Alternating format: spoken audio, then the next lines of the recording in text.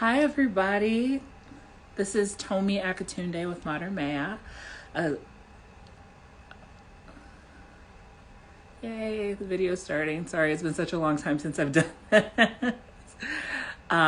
But I am so excited to be here this evening to talk to you about breaking the stress cycle with our good friends at Little Otter Health, which is an app that provides mental health services and support to families and children. So let me get us all. Let's see. Accepting. Yay! Hello. Hi, Jasmine. How are you? Good. How are you? I am good. Yay. It has been such a long time since I've done an Instagram live. Like, I don't know about my tripod setup. So, everyone, please bear with me. But I'm so excited to talk to you today. This is a conversation that is happening a lot in our community. And I can't think of anyone better than you and a little otter to help us talk about managing stress as a family during like this anytime, but especially during stressful times like the holidays. Absolutely. Um, yeah, so I would love to introduce everyone to you. Everyone, this is Jasmine Daniel. She is the director of clinical care with Little Otter. Uh-huh. And tell us a little bit more about yourself. How did you find your way into like marriage and family therapy and counseling? Okay, so I am a licensed marriage and family therapist. I'm also a board certified behavior analyst. So I've done a lot of work with children and families for over the past decade, maybe longer than that. I feel like I don't know when you update to be like, oh, actually, it's been more than that. Um, but I've been doing that for a long while. I am very fascinated by the idea of families. I think it's a very interesting concept. And I know you and I have had a little conversation about this in terms of like how two people from completely different space, or even, I mean, even other ways of becoming a family. But if you're thinking about kind of what people think traditionally Mhm. about, you're thinking about one, like two people come together from these very different worldviews and they're like, hey, let's do this thing and figure out how this is going to work together, which is something that I'm like, I need to know more about that. And so I really got into kind of thinking and learning because I'm like, huh? Because everybody's Yeah, like, and you just do it. And it's like, no, right. it's not really quite magic like that. There's work involved. And so really Yeah, doing that, I think that was something that really spoke to me. And so, yeah, yeah. that's how I got here. And that work piece is so funny too because like I think that's a recent phenomenon thinking about it as work. I think Mm-hmm. if more people thought about it as work, there wouldn't be as many problems as Yeah. we see right now. Yeah.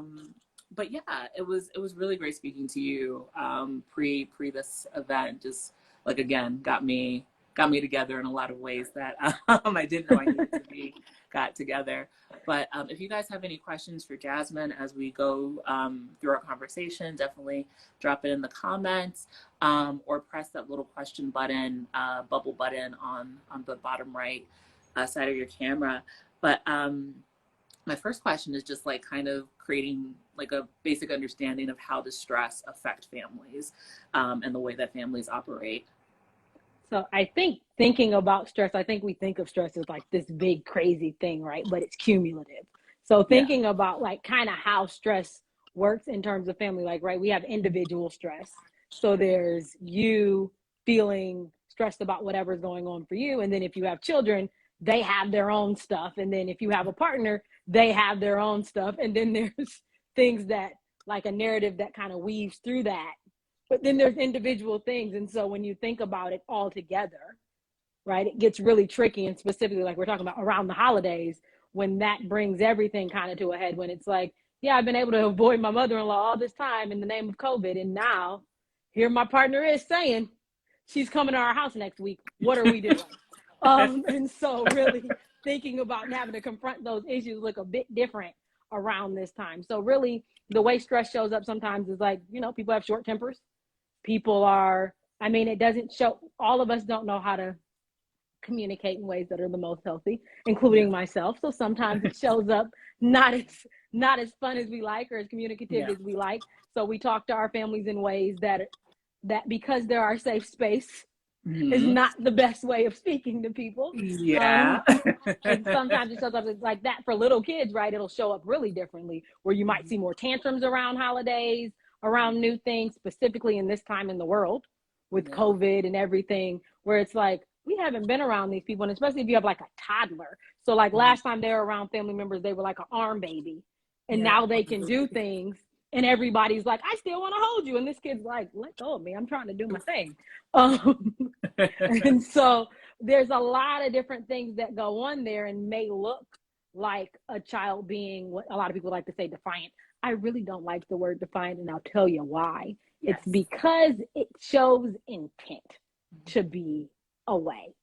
And they're just trying to get their needs met, right? Little children are just trying to get their needs met. And so when they show up and they look like they're not listening or they're not doing whatever, what are we not listening to? What have we missed here? And so really thinking about that in terms of stress. If I'm feeling stressed, in some ways, I may be showing my child exactly what that looks like, and they're just mirroring back to me what they're seeing.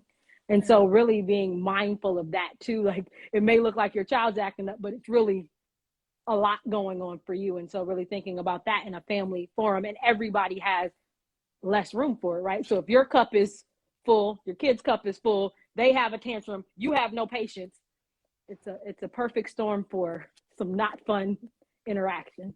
Right, right. And something that you said that stood out to me is just like how like the way that individual stresses can create this like perfect storm of just not great things, but it's your kids mirroring what they're seeing. Can you talk a little bit more about like why that mirroring is happening and like some things that are happening that parents aren't even aware is happening? Yeah, for sure. So I think sometimes we think about like, and I think as kids specifically get older, I think when kids are really tiny, we're more mindful of the fact that our behavior is what they're looking at. So when they're really small kids, they don't have any language. We're really mindful of how we're using language. We're mindful of the type of words we're using because you don't want them to repeat those other places. You're really paying attention to those things. And then as your kids get a bit older, you think they know better. They can do this better. There's all of these ideas we attribute to children and forget that they're children. And so they're still learning by looking at you. When they feel something that's unfamiliar to them, they're looking to you to say, hey, and this is how we handle this. So when you're talking about specifically like stress, right? When I'm feeling like there's 5 new people at our house and we don't know them, this kid is playing with my toy, I don't like my toys touched, and then your mother-in-law goes and touches the dish on the stove and you go off on her, and then he pushes his cousin, and you're like, why are you pushing? And so really thinking about how we're showing those things, because they're trying to figure out how to navigate this world. They're small people, they don't know. Yeah. And so really thinking about, I mean, think about as an adult, you're looking for the person who can mirror what you're thinking about too. You just have more resources to do it, right? So even thinking about Instagram, people follow pages that help them learn more about what they're thinking about. Kids, you're their Instagram. You are what you're mirroring. You're what they're looking at. And so really looking at that and thinking about that, like, hey, all the things you're doing in the same way that Instagram lays out this nice, all this paneling, your kids have these thoughts of you too. And so really thinking about like, hey, when I'm thinking about sad, okay, I have a visual of what that looks like. This is what mom does. When I feel upset, this is what mom does or dad does or whatever parent or caregiver you are, because I don't want to isolate people. But really thinking about this is how kids are learning these things and thinking about these things. And even if they don't have this traditional caregiver role, mom, dad, whoever the caregiver is who they're looking to. And talking about those things are so important for kids. Being open about emotions and how you're feeling and talking about stress is so important. And acknowledging when you're not doing it right all the time. So like, if I do go off on my mother-in-law, then taking your child and saying, hey, mommy didn't do that right. And having grandma there and saying, hey, I'm so sorry for that. I think my fuse was a little short. And engaging in a way that you would also want them to engage so they can see what makeup looks like. Like, no, we're not going to do it right every time. Yeah. but here's how we fix it when we don't do it right. Yeah. Jasmine, I'm obsessed with you. This is so good. And you guys, for some reason, Instagram is saying that they've turned off a few features. So if you have questions for Jasmine, I can't see if you're like commenting or anything. I can't see it. So if you can press the question bubble to ask a question of Jasmine, let's do it that way, because I'm not seeing any comments, because I think Instagram turned it off.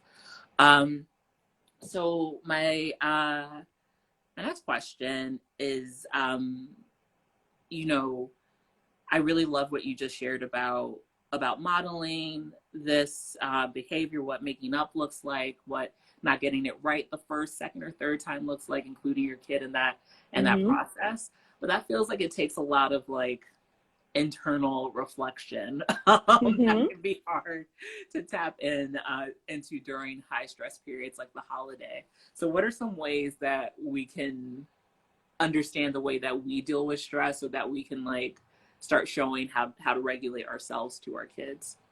So I think one of the first ways, and the first ways kind of thinking about this is like you're saying, being reflective as much as possible. People can only self-reflect to the level at which they even understand what's going on around them. Right. So to be fair, everybody's not going to have that same reflective level. And this is like for you and for others, right? So maybe some of your behavior you're not reflecting on. And then when you're seeing somebody else not be reflective, that's frustrating, because you're like, they're not being reflective. Maybe everybody's not reflecting here. And there's no ultimate truth for how to behave. Yeah. And so just because you think when such and such does this, this is rude, doesn't mean they feel that way. They may feel like, this is how I engage with family. This is what I think family looks like, that I'm able to say whatever I want to say to you, and it's okay. Yeah. And you're like, how dare you speak to me however you want? That's not okay. Yeah. And so really being communicative, if you don't know how to be reflective, at least communicating. And not to say everybody can be reflective in the ways they know how, but really giving yourself a second chance and giving other people that chance to explain what they were thinking about, to be patient with others and not take offense immediately, to recognize that we're all works in progress and we all don't know what to do every single time something's going on, and that's okay.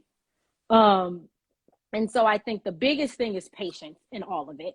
I think, and then communication, for sure. It's communicating with those around you, letting them know, hey, this didn't feel good to me. Again, remembering, how would you want to tell your child to do it? So, hey, I keep telling this kid at school they're not doing something I like. What do I do here? Modeling that for your kids. So every time your sister says something, you're annoyed. Okay, how do you reflect back? How do you show what that looks like? And then as a parent, though, being kind to yourself. You're not going to get it right. Like you said, second, third, fourth, fifth, sixth, we might be on time number 10, and that's okay. And taking care of yourself so you have the space to think about these things, because you may not. Again, when we're talking about stress, if you're already full, your cup is up here, and one thing happens, you may not have that space. So taking time to take care of yourself, really prioritizing what is necessary and what isn't during this holiday season, if that is getting together with people or not, if it's making your own traditions or not, and really thinking about what that looks like. What does this time mean to you? Really being reflective on that. Is it about being around people? Is it about a specific thing? Is it about a specific group of people? What does that mean? What does that look like? And really, again, giving yourself a break. If there are things that you can communicate to someone else that they can help you with, don't be too proud to ask for help. Yeah. I know that gets really tricky. And sometimes it's like, I got this, I can do this. And asking for help is hard. Yeah. And it really is. It's super hard to ask for help, especially when you feel overwhelmed and knowing if that person says no, you have nowhere else to turn. But giving somebody an opportunity to provide that for you is kind of the first step in that as well. Did that answer your question? Yeah, and then some. I feel like it spoke to a part about the holidays and like families in general that I don't think is spoken about a lot, is just like this need to perform the script that other people have like told you you're supposed to perform, and realizing like, actually, no, I don't want to, and I don't have to. Exactly. And you get to sit with those feelings that decision brings up for you. But I know for me and mine, we're not doing X, Y, Z. Exactly. And it also touches on just like, you know, Modern May's community is primarily Black women, but just also this this narrative that we have that like we don't get to like we have Mm-hmm. to show up, we Mm-hmm. have to be this person for everyone, and that's stressful too. And there's no Yeah. more stressful time than like the holidays, when it's like, especially this holiday season, where more people feel more comfortable gathering, like, oh, I got to do this, I got to do that, I got to, yeah, you don't have to. Yeah. And I Yeah. think exactly like you're hitting on, as Black women, there's this narrative like the Black girl magic and all these things we're supposed to have. Yeah. We're supposed to do in a very specific way and show up and perform in a very specific way. And sometimes you're not feeling that way. You're not feeling magic. You're not Mhm. feeling all of the things that are put on you. What is a mom supposed to be, or what is a parent supposed to look like, or what are all these things? And so really asking yourself, one, how did you come up with these narratives? Like Yeah. who is telling this to you? Is it other outside people, and do those opinions matter? Or is it you telling yourself that? Yeah. And really why? And is there ways you can show up that are still congruent with what you believe and how you believe, that still allow for you to be refreshed and take time for yourself and really do what you need? And I think thinking about that in terms of like even thinking about being around family, or even making chosen family, right? The family that Mhm. you get to make that are people you feel comfortable around, and what that looks like and feels like, is really important. And that you matter. That is not just about like, oh, I really want my kids to have this and my partner to have this and this person to have this, but like, what do I want to do? And it's Right. not being selfish to consider that. Yeah. Because a lot of these things are like one, who told you that, but also there are some things that I realized I was doing that no one asked me to do, and that Mm-hmm. like no one would miss if I stopped doing it. And it was just Right. this narrative that I was building around like, I want to do more work on inner child hurt Mm-hmm. and wounds that you're like trying to fix through the actions you do as an adult. But it was just me trying to like feel better about Mm-hmm. myself, but making it a stressful thing. It wasn't a joyful thing that I was Yeah. like making the turkey and like running all over Christendom to get the fixins for everything. Like no one cared. Yeah. They liked that I did it, but they didn't. If I had told them like I was actually crying, and if my hair was long enough, I would have like wrapped myself in my hair to like hide from everyone. Like, oh, don't do that then. It's a lot of stuff in our own heads that Absolutely. we need to investigate and Mm-hmm. understand like why is this happening, why did I choose to do that this way. For sure. Definitely. So you've touched on this at like different points in the conversation so far, but what are some other ways families can handle stress during the holidays and beyond? I know that Little Otter has a really great kit that's coming Yes. out soon. Yeah. So Yeah. Little Otter, actually tomorrow Oh, we'll yay. have yeah, we have a holiday toolkit that's coming out, and it's free to families. So you can all take it. It really touches on 4 key areas: family dynamics, so really supporting around that, thinking about caregiver mental health. So what is your mental health like? What is your child emotional and behavioral health like? And then what is your family stress looking like, specifically around the holidays? And so every one of those things, you get some feedback about what's going on, but you also get an activity to do, which is super helpful and awesome. Yeah. Because it's something that's active for you. It's a call to action for you to be able to like, hey, I'm gonna sit with my family, we're gonna do this thing, and that's gonna be super helpful. Yeah. I love the idea of like creating an activity to kind of address stress as a family. Like I've never heard that before, so I think that's so great. So where can people get the toolkit when it goes up tomorrow? So if you go to littleotterhealth.com, you can get it there and you can take it there. You can sign up for us and then look in that area, but you don't have to sign up in order to access it. You do have to sign up in order to get through it. Mm-hmm. But you don't have to sign up for services, so you don't have to be receiving care from us in order to get that. So littleotterhealth.com. Awesome. And again, guys, Instagram has turned it off so I can't see comments. So I hope you guys are talking amongst yourselves in there. But if you have specific questions for Jasmine, I won't see them unless you put them in the questions bubble. So press that question bubble on the right hand side. We already have a few questions coming in, but just want to include that in case you're like, Tomi's not acknowledging anything I'm saying right now. I can't see what you're saying, but I can see it if you put it in that question bubble. All right. Oh man, our phone conversation, it was one of those where I wish like I had hit record because like, it's like I need this. This is so helpful. But we've talked a lot about like how what stress looks like in your immediate family, you know, your parent as a parent, with your partner, with your kids, but it's a generational experience. Like we're all feeding off of someone else's stress, and it can kind of like get bigger when in-laws, which is triggering for me, but are in, or your parents, if you have a relationship with your parents, that is kind of fraught. So can we talk about like how to respond to stress in a way that is intentional, that can also feel kind of like it's not being received by the person who is triggering the stress, who's outside of our immediate family? So I think in thinking about, again, this goes, and I do wish we recorded our conversation. I feel like everybody here would have loved it because it was so good. But in thinking about like, you know, in-laws, cousins, siblings, whatever you have that are outside of your typical household, right? There are things that are historic that that trigger you sometimes, right? Because you have that history with this person. So if your sister knows every time she says, does whatever, this does this thing in you, and you're saying, hey, sister, please don't do that thing.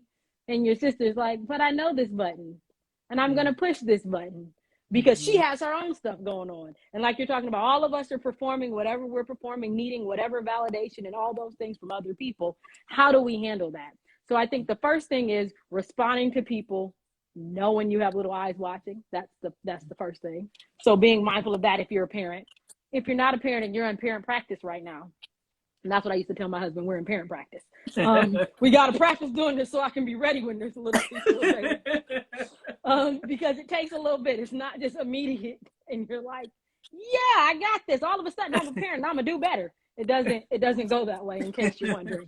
It doesn't. So really thinking about like, okay, how do I talk about this? Make sure I've said what I need to say with no expectation in return. So I'm going to say, hey, you know what? I don't love when you do that. Your sister keeps doing it. Then you have a plan for yourself. One, is it I'm ignoring this behavior? I'm not dealing with this right now. Is it I'm going to keep myself regulated and move to a different space from her? Am I going to use my environment to my advantage? Can we be in separate rooms if I know every time I engage, there's something else going on that's triggering for me and she's not paying attention to what I'm saying?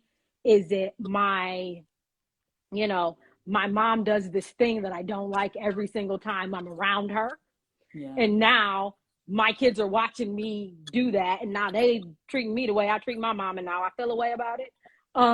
So really thinking about how that shows up, but really with no expectation. We can only control our own behavior. We cannot control anyone else's. So knowing that you have a break, taking a break if you need one, leaving the room if you need to.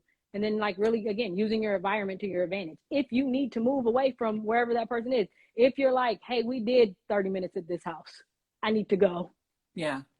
That's okay. Give yourself that out. If you need to have a cold word with your partner or your kids or whatever it is, and it's like, I think the apple pie is ready, and you're out of there. You're out of there. And you figure out, again, ultimately, self-care is so important. And I think a lot of parents oftentimes think, well, if I don't stay here and show my kid this and they don't have time with their family, what are they going to learn? They're going to learn that they are important and their feelings matter. And that's what you've taught them, that I leave this environment in order to protect my space and protect my own safety. Oof. Yes. That makes me think of conversations around bodily autonomy, that I think can also be a form of stress for parents and kids, where you're like, oh, I don't want to hear what people have to say if my kid doesn't want to hug them or give them a kiss, or like, yeah, I think this would be a great time to talk about like supporting your child's bodily autonomy. What does that look like? So I think it looks different for different people. Different cultures, different families have different ideas of what that looks like. We're thinking specifically, we already talked about the audience of Black women, right? Mm-hmm. Where we have been taught, right? You do what's supposed to be done in your family, in your culture, and whatever, and that's how you do. This is how you're supposed to be. But really thinking about teaching your child to trust themselves and their intuition and what makes them comfortable is really important. But it's not all or nothing. I think sometimes in this conversation, we get to a place where it's like, no, and your kid is like rude or whatever to the person. We're not saying, don't touch me, back up, is what we're teaching. But you can give your child alternatives, right? You can say, how about we high five Uncle Bob? Or think about other ways that you're doing it, especially in this pandemic time. Maybe it's, we don't want anybody touching anybody. Maybe we elbow bump instead.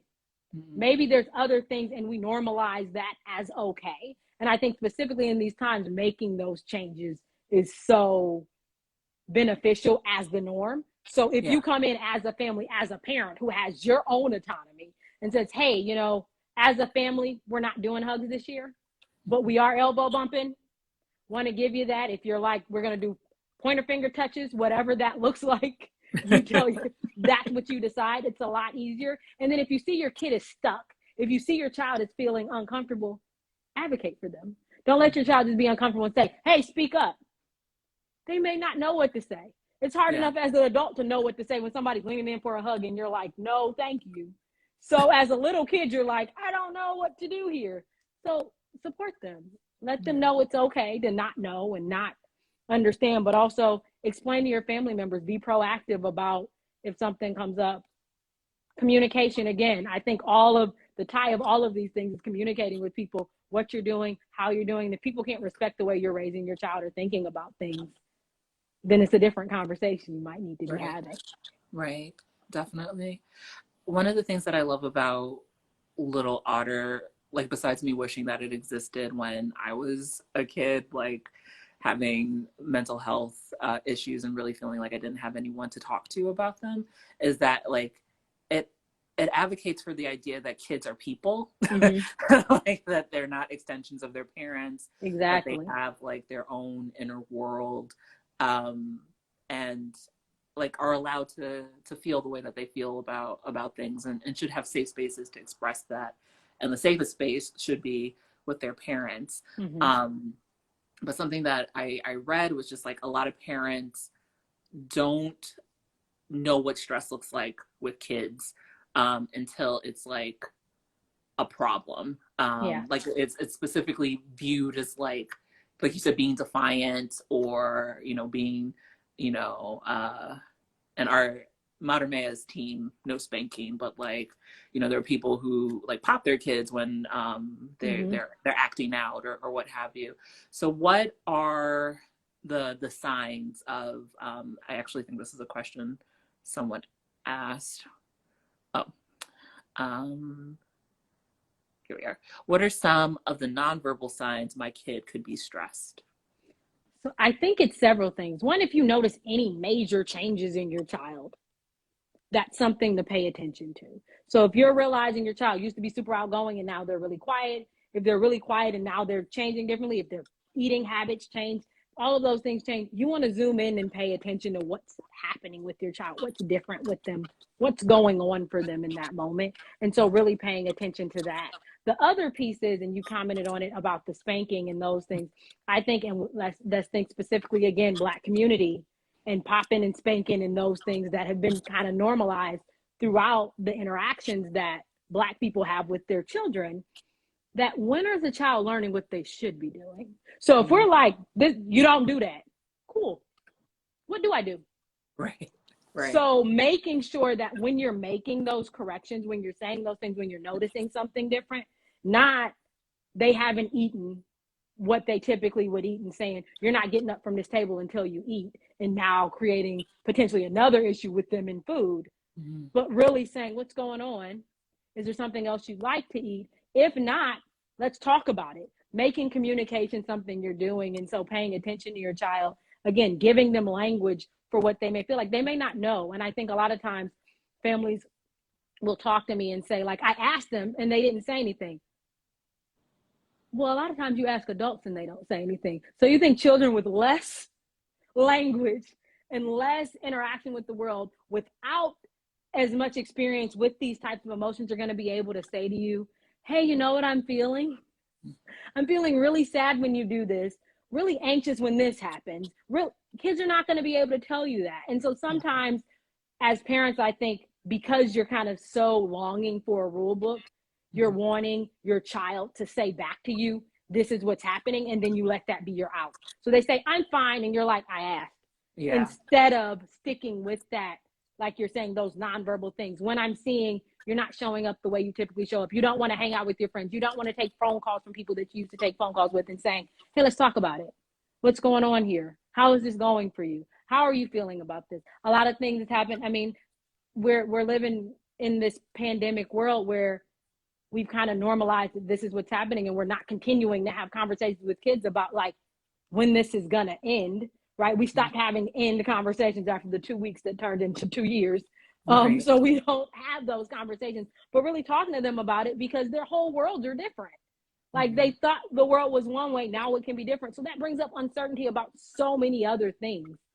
And if we stop them from communicating, right, they're not talking to us, then they're internalizing those things. And then you may see some of those nonverbals, or you may see verbally, right? So you may see, I know the question was about nonverbal, but you may see that acting out, that talking back, that all of those things. And instead of seeing it as defiant or disrespectful, really saying like, this is not how my kid typically shows up in the world.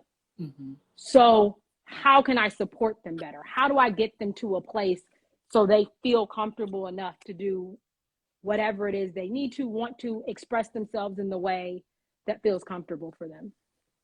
Definitely. I what I like about that too is just like, I think with all of these conversations in our community, it's kind of like the talk, it's like one big conversation. And then that's it. But this really is advocating for like knowing your kid and like consistently having communication and conversation with them and trusting about yourself. Like if in yeah. your gut you're like, this is something's not sitting right, believe that. Yeah. Believe it. That if you are saying, you know, my child said it's fine, and they had a conversation with you and that doesn't sit right, believe your intuition, believe what you know, and get your child support, because it's nothing worse than thinking I should have done this differently, and then there's a different outcome, or your child's older and you're having a conversation about, I really thought about getting you therapy when you were 7 and we didn't do this, and now they're 27 talking about, when I was 7, here are things that were really hard for me and I wish you would have. And so really there's no harm in being preventative or proactive. Talking about things over and over is super important. One conversation is one conversation. And so it should always be multiple conversations. It should always be us checking in and checking in. I know there's families who say, we talk about mental health all the time. What does that really look like? Remembering that you're not making, when I go back to like, you're your child's Instagram board, you're their Instagram story. They're only taking what they take though, right? So every single thing you do, they may hold this one and that one doesn't stick. And they hold this one and that one doesn't stick. But if you're consistently and constantly having these tiny conversations, every time there's a feeling that comes up, we're talking about feelings, and not saying we're talking about feelings, but just talking. Because I think a lot of parents do that. Like, we can talk about our feelings and they talk about talking about it, but they don't ever talk about what's actually happening. So instead of saying like, hey, I see you feel sad, and you know you can talk to me about your feelings, and feelings matter, and we care about feelings, and then your child never said anything and you talked about feelings, is not the same as saying, hey, I've recognized you don't seem like you want to hang out with your friends. You want to tell me more about that? Because a lot of times as parents, we get really lectury. And so you start teaching your child something in your mind. Oh, I'm going to tell you how you can talk about this, and don't give them space to speak. And you can learn so much in listening to it in that regard. So being really mindful of that as well. I am like keeping quiet because I'm going to transcribe this later to create captions. But I just know that I was internally hooting and hollering the entire time you just spoke. Like that is chef's kiss. That is so good. Um, okay. Uh, oh, this is a great question that is related to this. Can Jasmine elaborate on checking in with our kids? How do we get them to open up? So I think that's important. It depends on the age of the child. So I think across the age span, and I don't know if you want to type in how old your child is, but across the age span, it's a little different. So like really small kids, it may not be, and I think sometimes we want this kind of conversation with the child. Likely not going to happen. So requiring eye contact and you to be focused and don't look away from me and all that is not likely a thing. But if you play with them, right, do what they're doing. Take a step into their world, right? So if your kid loves Legos, while you're playing Legos, you can talk about things too. So they're talking to you about, oh, mommy, this doll is blah, blah, blah. You can say, oh, where did you learn about that? Or how did you talk about that? It doesn't have to be straight to the kill every time. It doesn't have to be like, hey, I'm noticing this thing and I want to say it to you. But really like, how can I be creative, come into your world, sit with you, make you feel safe? So then you can give me back some information about what's going on for you. I love that.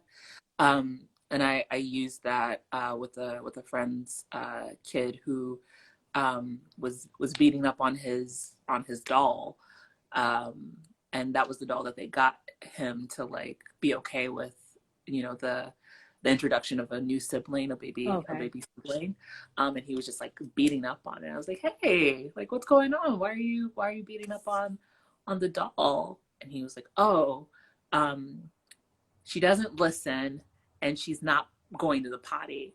And he was carrying like all this stress about like being potty trained and being told he's not listening, and also like being a big brother. And it was just like so much easier to be like mad at him than to like sit down. Why are you doing that? What's going on? Like, tell me what's happening with you, the way you're playing with your toys. So I am backing up what you're saying with that story. And I think a lot of that, and what you just highlighted, is like how our dialogue to our kids becomes their internal dialogue, right? So you're saying, you're not listening, you're not listening, you're not listening, and that's all they're hearing. It's, I'm not listening, I'm not listening. And that's the language they've learned to describe things and talk about things. So really, one, having a variety of language is really important. Even if you're describing the same thing, you want your kid to be able to learn different ways to say things, different ways to talk about things. And if you're saying it the same way over and over again and they're not hearing you, they are not the problem. We need to find a different way so they can understand. We need to speak into their understanding, not, why don't you get me? That's not their job as a child. Their job is not to get you. You, as a parent, have to get them and try to get them. And if you can't, get some support around that. And that's okay. It's okay if you need support with that. But to then problematize your child for not understanding all of these new things in this world where they don't know, that's not what we want to do to them. We don't want to make them feel like they're a problem when they're a small child just trying to understand something. So really helping them. If I'm saying always my kid's not listening and they keep not listening, that doesn't feel productive. So what do I do now? Am I not modeling for them how to do this thing? Do I not grab them and hand it for them and show them, okay, this is how we wash our hands? Am I not getting down on their eye level and talking to them, looking in their faces so they can hear what I'm saying? Am I not slowing down enough and talking to them and really thinking about that? And I know I'm being really parent heavy, and I'm not trying to parent shame in any way, because I know every parent doesn't have the same tools or know the same things. But again, this is why Little Otter exists, to really support around having a plan and knowing what to do and having help in what to do in order to really support your child and make them feel really held by you. Because a lot of what kids learn, what they know, is from who they're around. Right.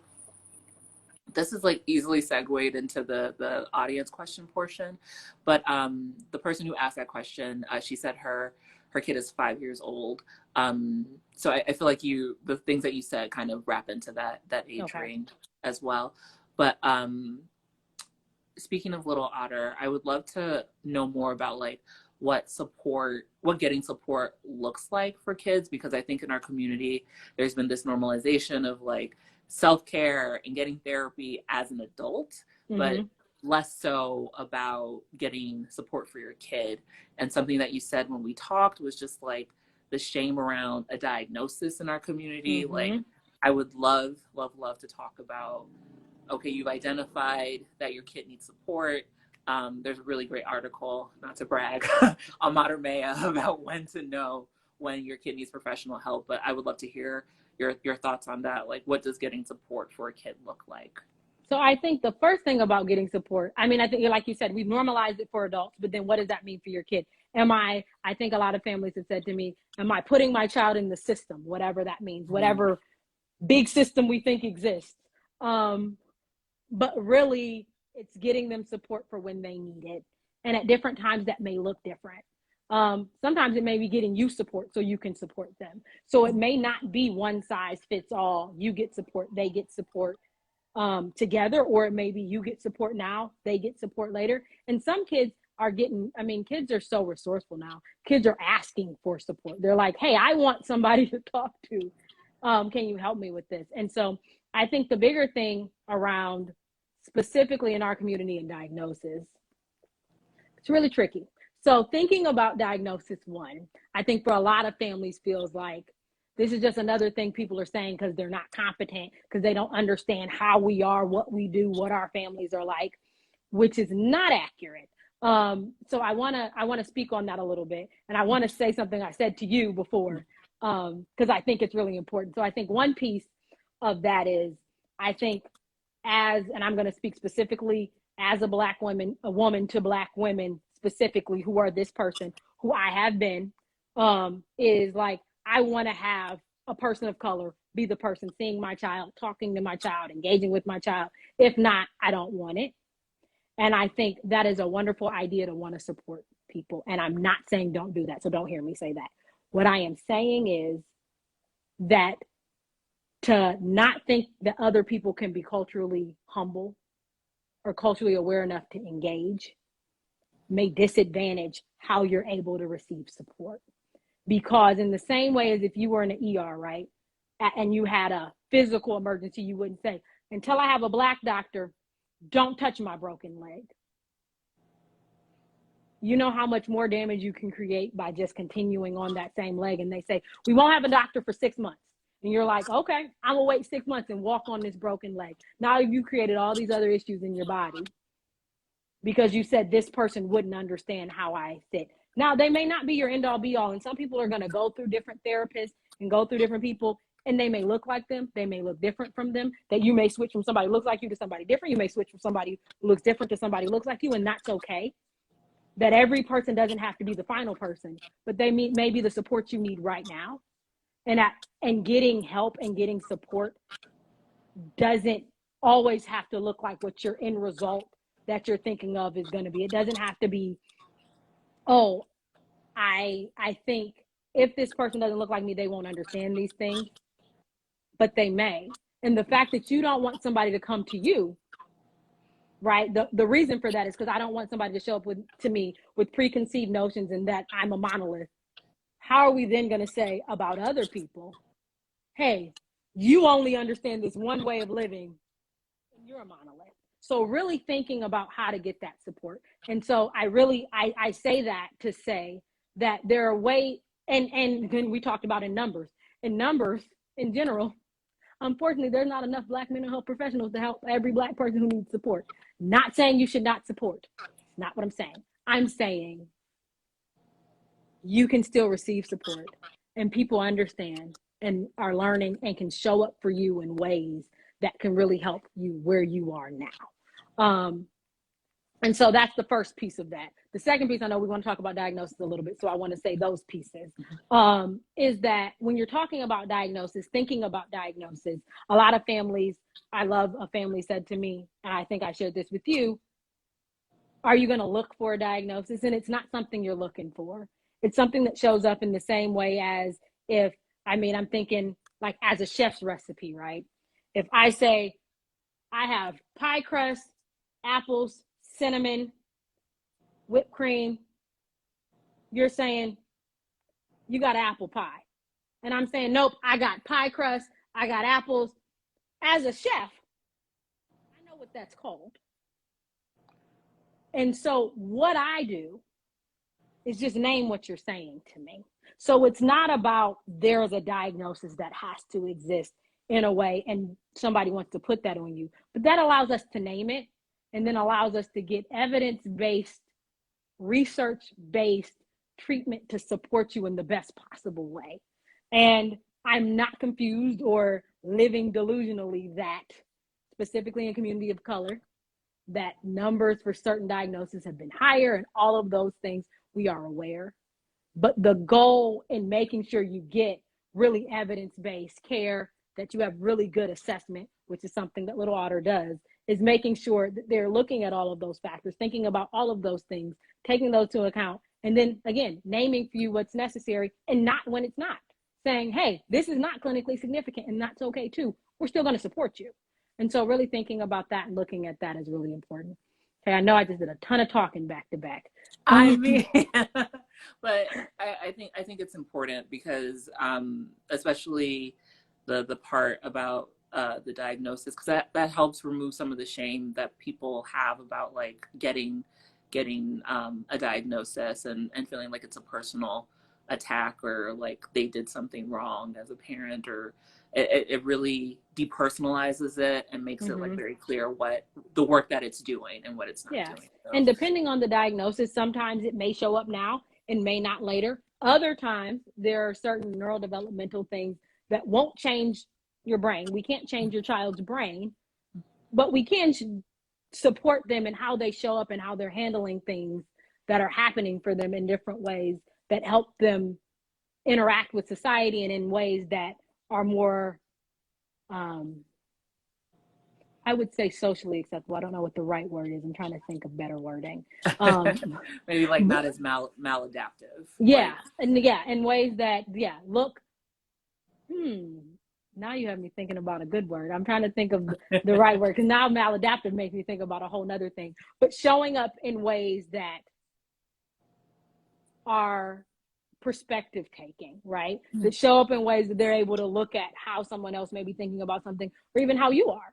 I think is an important piece of that, and we can help them have those skills. Awesome. And early intervention is so important as well. But our next question is, any recommendations on how to broach the topic of grief and loss and the stress that brings for a 7-year-old, especially during the holidays? I think this is the conversation we've had as a team a ton about grief and loss specifically, especially around COVID and all of these things, and around the holidays, right? It's at an all-time high because you're so aware of who's present and who isn't. I think for a 7-year-old specifically, I'm going to go back to what I've been saying the whole time: communication, really talking to your child about what happened, whatever your belief systems are about what happens next, or if nothing happens next, what you tell them, how you talk about that, I think is really important in a way that they can understand. The other piece is not trying to lean into your child, trying to forget or move away from it because it's uncomfortable. And if you're grieving, it's okay for your kid to see you cry. Again, they're going to look at you as the model of what they can do. And you can cry, you can feel sad, you can show them that it's okay to feel sad, but then also have fun with them. You can make memories and do things, make new memories for people. You can have pictures of them up for the holiday so you can talk about them, tell stories. I think a really good thing for little kids is really helping them understand that if the memory of someone still exists, then they still exist in our hearts and with us. And so really thinking about that and keeping that alive. So even if it's a picture and you doing an activity with that picture, let's talk about a time that I'll say grandma really helped you with something, or something you really loved that she did, and those things. If there's something that she always ate, then bringing that in. I had a family who I loved did this every year. They ate the cake. There was the mother's father passed away, and on his birthday they made the cake that was his favorite, and they all ate it together and they told stories about him. And that was something that was really special for them to be able to do. So if there's a holiday dish that person typically would have brought, or any of those type of things, really bringing that and talking really openly with your child about what that looks like, and I mean what that feels like. And you can say, I feel sad. Mommy feels sad today. And you can ask your child for a hug, and you can say, you can ask mommy for a hug when you feel sad too, and really giving them space to feel okay about having feelings around that, because it's hard.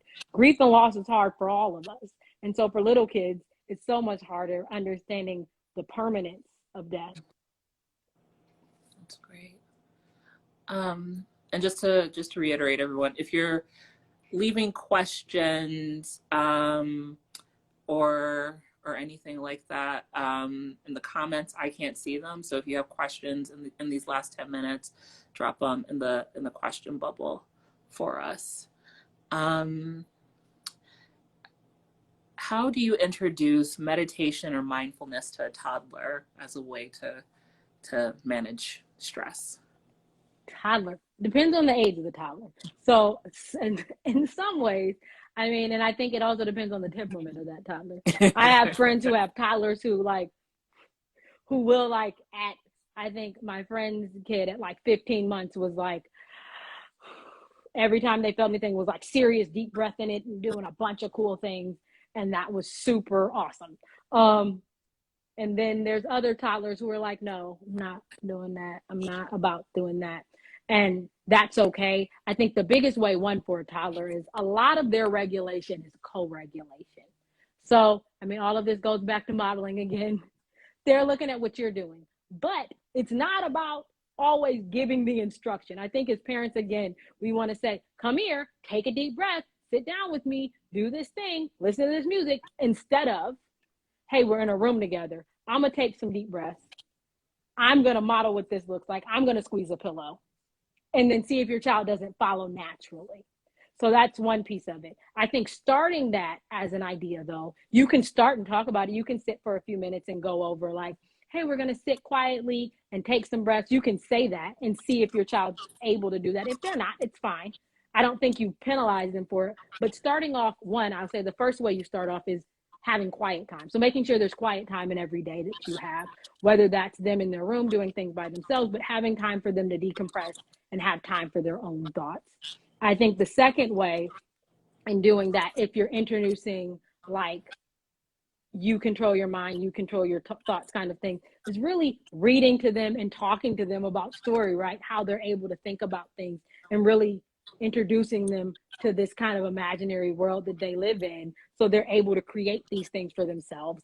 And then, you know, bringing that to real life and the surface, like, oh, you know, we can refer to those characters, but also having activities. We also do have in our holiday toolkit, our activities are in a partnership with Little Renegade. And they are mindful. I have I have their deck right in front of me. So I'm thinking about mindful kids, and their decks start at actually 3+. So 3 and older, and that's developmentally appropriate too. 3 and older, it's a bit easier to get kids to be a little more focused on that. Under 3, it's more of you doing some co-regulation and sitting with them and breathing with them when able to, giving them hugs, having them match your breathing as you're hugging them. And then sometimes giving an instruction to do something before giving something else, really. So if you recognize your child's escalated and they want whatever the thing is, saying, okay, let's take a deep breath together and here you go, and giving them that thing immediately. So they're just learning how to do those things with their bodies. I love that. And then there was a question that someone emailed me. So let me get my laptop. But again, if you have any questions for Jasmine as we're winding down, definitely press the question bubble. But the question that they asked was how to unfriend your mom from Facebook and not feel bad about it. They don't have a relationship at all, and it sounds like there's some like parentification that happened. Like she feels like she's the mother to her mother, but she feels like she's using Facebook to spy on her, and she'll leave nice comments in the comment thread, but she doesn't say it to her. So basically, she doesn't trust her mom. She wants to unfriend her mother from Facebook, and she wants advice on how to not feel bad about it. Hey, first way to not feel bad. Don't feel bad. No, not advice.